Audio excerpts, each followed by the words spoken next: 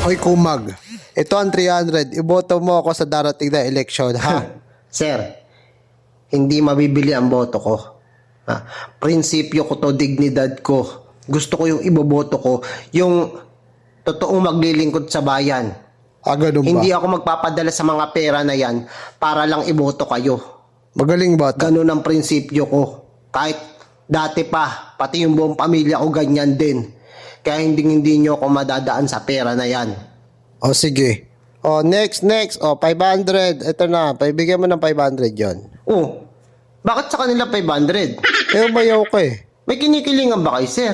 Wala naman, sabi mo ayaw mo. Eh kung sinabi nyo agad 500, sana wala na ako sinabi dito. Iboboto ko naman talaga agad kayo eh.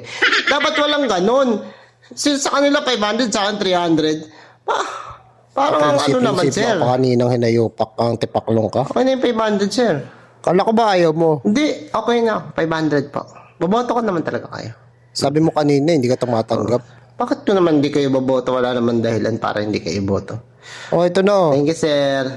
Dami mo sinabi, 500 pala gusto.